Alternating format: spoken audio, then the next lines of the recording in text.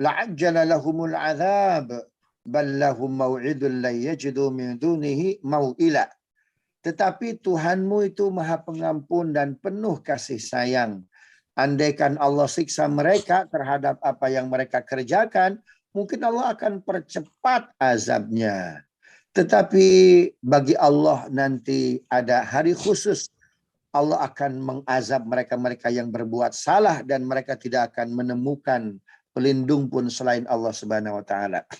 Jadi ayat ini Bapak Ibu surat Al-Kahfi ayat 88 asbabun nuzulnya Nabi sedang bercerita terkait umat-umat terdahulu. Bahwa umat-umat terdahulu itu kalau berbuat dosa, kalau berbuat maksiat itu dosanya cash and carry.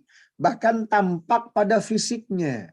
Contoh, ya itu umat-umat Yahudi. Mereka hari Sabtu harusnya Sabtuan.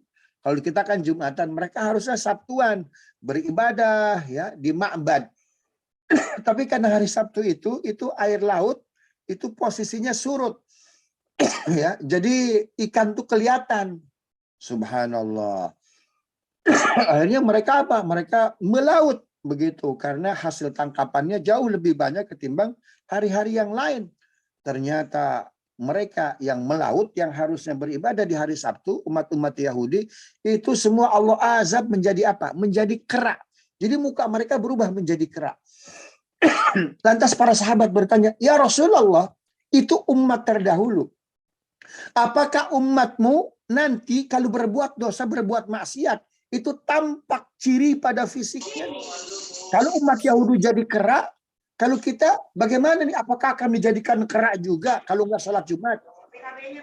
Atau ketika kita berbuat maksiat, ketika kita tidak amanah, apakah akan tampak pada fisik kita?" Subhanallah. Lantas Nabi Shallallahu Alaihi Wasallam itu dibantu oleh Allah menjawabnya dengan diturunkan Al-Kahfi ayat 88. Tuhanmu itu Maha Pengampun, lagi Maha Penyayang. Nah, untuk umat Muhammad, untuk umat Islam itu ditangguhkan azabnya. Jadi tidak tampak pada fisiknya. Makanya yang berbuat maksiat itu mukanya bisa cerah. Yang berbuat maksiat mukanya bisa putih. Kenapa? Karena memang tidak langsung cash and carry. Perbuatan dosanya tampak pada wajahnya. Tampak pada apa? Tampak pada fisiknya. Subhanallah. Sebaliknya, ya bisa jadi orang yang ahli ibadah karena dia nggak punya duit, dia nggak bisa ke salon tuh. Ya, orang yang punya duit, ya, tapi dia berbuat maksiat, dia bisa ke salon. Sehingga walaupun dia nggak sholat, walaupun dia tidak amanah, subhanallah, maka bisa dia poles, ya, mukanya, wajahnya bisa jadi bening betul begitu ya. Nah, menariknya ibu bapak yang dimuliakan Allah, setelah turun surat Kahfi ayat 88 ini, itu Allah nggak langsung turunkan ayat 89, tetapi Allah turunkan ayat-ayat terakhir dari surat Al-Kahfi. Qul hal nunabbi'ukum bil akhsarina a'mala alladzina dhalla sa'yuhum fil hayatid dunya wa yahsabuna annahum yuhsinuna sun'a. Ada orang di antara umat Nabi nggak berbuat maksiat, ya.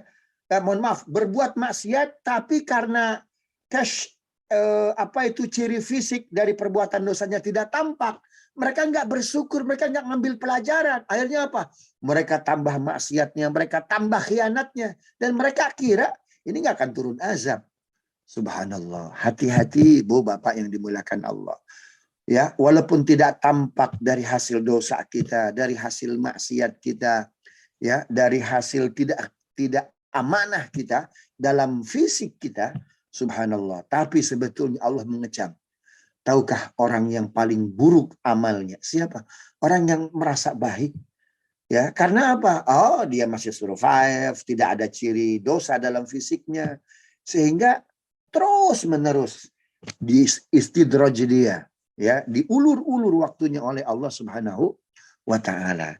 Nah, ini sebetulnya sebuah peringatan keras ya dari Allah Subhanahu wa taala, dari Nabi Shallallahu alaihi wasallam. Walaupun kita nggak seperti umat terdahulu yang cash and carry dosa kemudian tampak pada fisik kita, tapi sebetulnya hati-hati. Jangan sampai mohon maaf kita nanti pada hari kiamat berubah muka kita. Ya, berubah fisik kita. Sampai Kata Nabi SAW, ada seorang anak nggak kenal bapaknya. Ada seorang anak nggak kenal ibunya. Subhanallah. Ada seorang adik nggak kenal kakaknya. Kata kakaknya, ya. Jadi ada anak dia masuk surga, ada anak dia subhanallah amalnya luar biasa, ya. Tapi orang tuanya itu berubah fisiknya, ya, bahkan berubah jasadnya menjadi makhluk yang lain, mungkin yang ada di Ragunan tuh ya. Nak, tolong ayah, nak. Nak, tolong ibu, nak. Dik, tolong kakak, dik.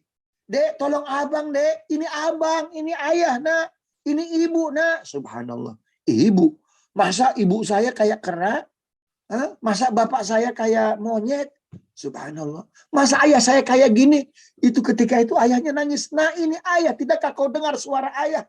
Iya, ini mirip suara ayah. Tapi ayah saya ganteng. Ayah saya cakep, ibu saya gelis. Ibu saya cantik, nggak kayak gini. Ini masih monyet. Allahu Akbar. Subhanallah. Ibu bapak yang dimuliakan Allah. Ya, yang paling buruk fisiknya. Ya, di antara umat Rasul Shallallahu Alaihi Wasallam nanti pada hari kiamat adalah orang yang terlalu banyak memakan harta haram dalam perutnya. Maka ketika itu kalau orang meninggalkan sholat, ya, kalau orang mohon maaf berdosa dan lain sebagainya, itu berubah wajahnya cuma satu bentuk aja, misalkan jadi kera.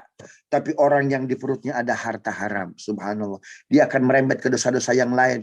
Satu hari ini kera, besok jadi anjing, besok jadi babi, subhanallah. Inilah yang dimaksud dengan surat Al-Kahfi ayat 88, ibu bapak yang dimuliakan Allah. Ya, sampai anak, nggak mungkin ayah kayak gini, nggak mungkin ibu kayak gini, nggak mungkin abang kayak gini, nggak mungkin empok kayak gini. Allahu Akbar. Empok saya gelis, empok saya cantik, abang saya tampan, ayah saya tampan. Ini bukan ayah, bukan, nggak mungkin. Subhanallah. Allahu Akbar. Hingga anaknya nggak bisa nolong. Anaknya nggak bisa nolong. Akhirnya apa? Dia masuk ke neraka. Kemudian yang sebagian yang ahli surga masuk ke surga. Maka ketika itu Allah memanggil kematian. Yal maut. Wahai makhluk kematian, ta'al kemari. Bapak Ibu tahukah? Kematian itu yang kita sebut. Ya, bahkan kita sering ketika mendengar ada saudara kita, kolega kita, sahabat kita meninggal. Inna lillahi wa inna ilaihi rajiun. Itu kematian itu makhluk Ibu. Mana dalilnya? Alladzi khalaqal mauta wal hayata liyabluwakum ayyukum ahsanu amala wa huwal azizul ghafur. Dialah Allah yang telah menciptakan kehidupan dan kematian. Jadi kematian itu makhluk, khalaqal mauta. Allah telah menciptakan kematian. Jadi kematian itu makhluk. Kalau dia makhluk ada bentuk, ya. Kematian itu ya mukanya musang, sedangkan tubuhnya ular. Inilah yang digambarkan oleh Nabi SAW dalam Sahih Bukhari. Ketika penghuni neraka masuk neraka, ketika penghuni surga masuk surga, dipanggil oleh Allah. Yal maut. Hei makhluk kematian, kesini, kesini, kesini, kesini. Subhanallah. Kemudian Allah bilang apa? Wahai penghuni surga, wahai penghuni neraka, lihat oleh kalian. Kami akan menyembelih namanya makhluk kematian. Kematian wujudnya mukanya musang, tubuhnya seperti ular, dipersaksikan di hadapan penghuni neraka, di hadapan penghuni surga. Lantas kematian itu disembelih, jeritan makhluk kematian itu rasanya seperti hati ditusuk-tusuk, ya, yang dirasakan oleh penghuni siapa? Penghuni neraka. Kematian menjerit, maka bercucuranlah darah. Ketika itu kematian mati. Setelah kematian disembelih, setelah kematian mati, maka tidak ada yang namanya kematian. Penghuni surga langgeng, kekal abadi selamanya. Penghuni neraka kekal abadi selamanya. Kenapa? Karena tidak ada lagi kematian. Karena kematian sudah Allah sembelih. Karena itu jangan tergoda dengan dunia, ibu bapak yang dimuliakan Allah. Jangan tergoda dengan dunia. Ini sebentar aja, sebentar. Kata Nabi, al-mata'u mi'ah. Kenikmatan, welfare, ya, kemegahan itu ada 100. Wahidun minha, satu, itu Allah turunkan di muka bumi, Bapak Ibu. Sedangkan yang 99 Allah simpan di surganya. Orang cerdas pilih mana? Pilih yang satu, pilih 99. Saya tanya. Subhanallah, pasti pilih yang 99. Yang satu ini ibu bapak yang dimuliakan Allah diperebutkan oleh 7,5 miliar manusia di muka bumi, di planet yang paling kecil ini. Ini bumi emang planet paling gede? Enggak, kecil dia. Ada yang lebih gede dari planet bumi. Subhanallah. 7,5 miliar umat manusia itu memperebutkan satu nikmat Allah. Dan satu nikmat ini dibagi dua. Ya, 50%-nya nikmatuz zina, nikmat zina. Itu sebabnya kata Nabi, orang yang di perutnya haram cenderung melakukan zina. Coba Bu, coba ibu bapak. Ya, itu banyak riset yang menyatakan demikian. Subhanallah. Maka orang yang cerdas kata Nabi, al-kayyisu man dana nafsahu li akhiratihi wa amila amalan ba'dal maut. Orang cerdas itu orang yang menyiapkan untuk hari akhirnya dan beramal untuk akhiratnya. Kenapa? Dia ingin mengejar yang 99. Subhanallah. Nikmat dunia nggak mungkin kita makan sebakul. Nikmat dunia nggak mungkin kita melakukan seks sampai 10 jam. Nggak mungkin. Subhanallah. Semua ada batasnya. Subhanallah. Umur pun ada batasnya. Nikmat dunia paling banter 20 tahun. Setelah itu kita tua dan mati. Tinggal kita terima pertanggungjawaban kita di hadapan Allah Subhanahu wa taala. Ini saya mengingatkan diri sendiri begitu ya. Mudah-mudahan berkenan. Astaghfirullahaladzim, astaghfirullahaladzim.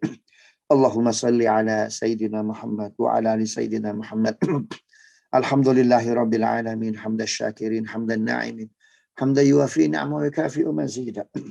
Ya Rabbana lakal hamdu wa lakal syukru kama yanbaghi li jalali wajhikal karim wa li 'azimi sultani. Ya Allah, Al-Quran yang kami baca, hadis yang kami baca, sampaikan pahalanya kepada orang tua kami, guru-guru kami, sahabat, kolega, dan jamaah kami. Ampuni dosa mereka. Terangi kubur mereka, lapangkan kubur mereka. Ya ayyatuhan nafsul mutmainnah, irji'i ila rabbiki radiyatan mardiyah. Fadkhuli fi ibadi wadkhuli jannati. Ya Allah, Al-Quran dan hadis yang kami baca, ya Allah, ini menjadi syifa, menjadi obat untuk saudara kami, keluarga kami, orang tua kami, jamaah, sahabat, ya Rab yang sedang sakit. Angkat sakitnya, angkat penyakitnya ya Rab. Subhanallah. Menurunkan virus ini, kau pula yang maha mengangkatnya. Angkat virus ini. Kami mendengar sabda Nabi-Mu, jika kami melihat bintang maka akan hilang virus dari semesta ini. Karena itu pastikan hadis itu ya Rab. Eksekusi hadis itu ya Rab. Eksekusi hadis itu ya Rab. Ya Rab, Al-Quran yang kami baca, hadis yang kami baca, jadikan perisai ya Rab, agar kami lebih takut kepada Engkau ya Rab. Agar kami lebih takut kepada Engkau. Ketika kami hendak berbuat khianat, ketika kami hendak berbuat curang, pastikan ya Rab, perlihatkan neraka di depan kami ya Rab. Perlihatkan neraka di depan kami. Tambahkan khasyah kami, tambahkan takut kami ya Rab. Dan tambahkan rindu kami, dan tambahkan senangan kami kepada akhirat, kepada cinta Engkau, cinta kepada hukum Engkau ya Rab, dan cinta kepada orang-orang yang baik ya Rab. Jadikan kami orang jujur. Bukankah Engkau pernah mengatakan orang jujur itu levelnya kedua setelah Nabi SAW, ma'an nabiyyin was-siddiqin wasyuhada'i was-shalihin. Jadikan kami jujur ya Rab, bimbing kami, jangan biarkan kami ya Rab. Jadikan keluarga kami keluarga jujur. Anak cucu kami keluarga yang jujur. Jadikan mereka hafiz-hafiz, ahli siyam, ahli qiyam. Ya Rab, berkahi kami, berkahi jamaah kami, berkahi sivitas Bapenda ya Rab. Rabbana atina min ladunka rahmatan wa hayyi lana min amrina rasyada. Wa sallallahu ala sayyidina Muhammadin wa ala alihi wasallam. Walhamdulillahi rabbil alamin. Subhanakallahumma rabbana wa bihamdika asyhadu an la ilaha illa anta astaghfiruka wa atubu ilaik. Maafkan Bapak Ibu. Assalamualaikum warahmatullahi wabarakatuh. Waalaikumsalam.